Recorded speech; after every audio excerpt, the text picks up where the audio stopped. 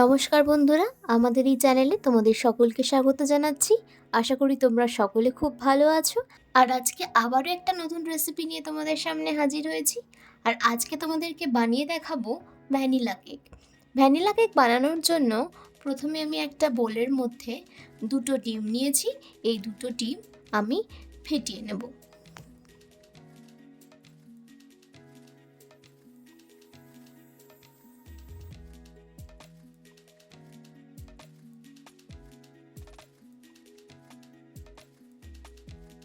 Lumps না ওঠা অবধি ডিমটাকে খুব ভালো করে ফেটিয়ে নিতে হবে।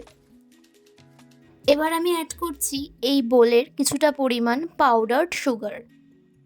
আমি আগে থেকেই চিনিটাকে গুঁড়ো করে রেখেছিলাম মিক্সার গ্রাইন্ডারে।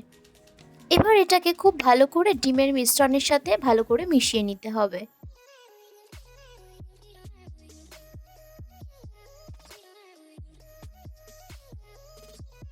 মিশ্রণটা খুব ভালোভাবে তৈরি হয়ে গেছে। এরকম অবস্থায় আমি দিয়ে দিচ্ছি কিছুটা পরিমাণ লবণ। এখানে আমি ছোট বাটির 1 বাটির একটু কম ময়দা নিয়ে নিয়েছি। এবার এই ময়দাটাকে এই মিশ্রণের মধ্যে দিয়ে দিলাম।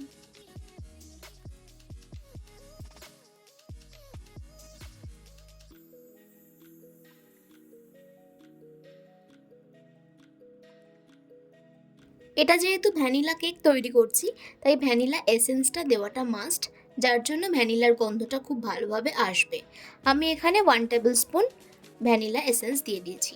এর সাথে সাথে দিচ্ছি কিছুটা পরিমাণ সাদা তেল। এবার এই সবগুলো মিশ্রণকে খুব ভালো করে ফেটিয়ে নিতে হবে।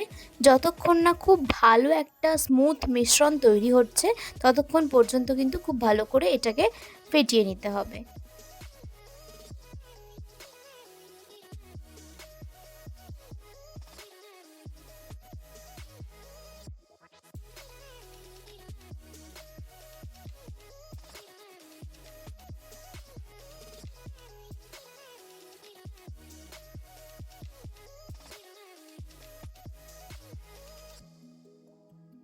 দেখো এখানে মিশ্রণটা খুব ভালোভাবে তৈরি হয়ে গেছে।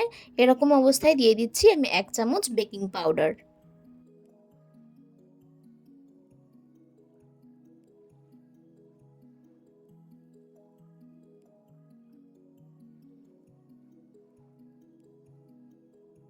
বেকিং পাউডারটা দিয়ে মিশ্রণটাকে আরও ভালো করে মিক্স করে নিচ্ছি। এরপরে একদম পুরোপুরি মিশ্রণটা তৈরি হয়ে গেছে। এখন একটা ছোট বাটি নিয়েছি, যদিও এটা কেকের বাটি নয়, তা ওই বাটির মধ্যেই আমি করছি। যেহেতু আমার কাছে এই মুহূর্তে কেকের বাটি নেই, তাই জন্যই বাটির মধ্যে আমি একটু সাদা তেল দিয়ে দিচ্ছি। সাদা তেলটা বাটির মধ্যে ভালো করে মিশিয়ে নিতে হবে।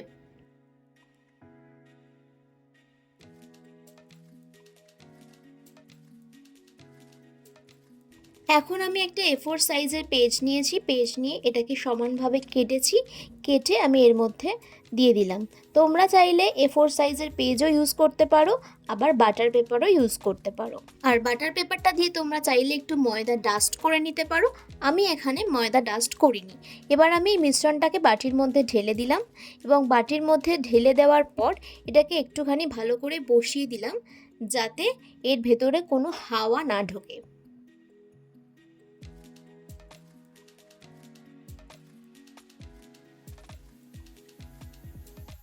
এখন আমি গ্যাসের মধ্যে কড়াই বসিয়ে দিয়েছি। আর কড়াইয়ের মধ্যে আমি প্রথমে আগে প্রিহিট করে নেব। তার জন্য প্রথমে আমি কড়াইয়ের মধ্যে কিছুটা নুন দিয়ে দিচ্ছি। এই নুনটা দিয়ে আমি প্রথমে আগে কিছুক্ষণ প্রিহিট করে নিচ্ছি। 7 থেকে 8 মিনিট প্রিহিট করার পর আমি বসিয়ে দিলাম গ্যাসে এই কেকের মিশ্রণটা। এখন এই মিশ্রণটাকে মিডিয়াম ফ্লেমে রেখে 45 থেকে 50 মিনিট এটাকে চাপা দিয়ে রেখে দেব। ফিরে আসছি 45 মিনিট পর। এখন কেকটাকে নামিয়ে নিয়েছি। দেখো কেকটার মধ্যে আমি একটা টুথপিক দিয়ে দেখছি, কোনো রকম টুথপিকের গায়ে কিন্তু কেক লাগছে না, মানে কেকটা কিন্তু একদম পারফেক্টভাবে তৈরি হয়ে গেছে। আর কেকের কালারটাও দেখতে পাচ্ছ, একদম পুরো প্রপার ভ্যানিলা কেকের কালার কিন্তু চলে এসছে। এবার একটা ছুরির সাহায্যে আমি প্রথমে কেকের ধারগুলোকে একটু কেটে নেব।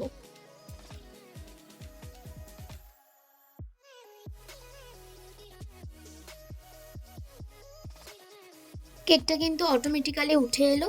আর এই বাটার পেপারটা এবার আমি সরিয়ে নেব। এবারে দেখো কেকটা কিন্তু একদম পারফেক্টভাবে তৈরি হয়ে গেছে। প্রপার ভ্যানিলা কেক একদম দারুণভাবে কিন্তু তৈরি হয়ে গেছে।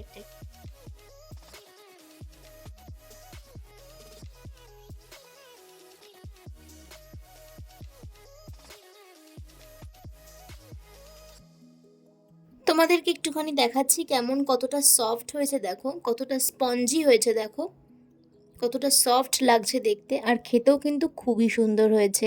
তোমরা এইভাবে পুরো বাড়িতে একই সেমভাবে ট্রাই করো, খুবই ভালো লাগবে খেতে। বন্ধুরা, আজকে আমার এই কম সময়ে ভ্যানিলা কেকের রেসিপিটা তোমাদের কেমন লাগলো তোমরা অবশ্যই কমেন্ট করে জানাও। বাড়িতে অবশ্যই ট্রাই করো। ভালো লাগলে ভিডিওটা লাইক, কমেন্ট, শেয়ার অ্যান্ড চ্যানেলটাকে অবশ্যই সাবস্ক্রাইব করতে ভুলো না। বাই।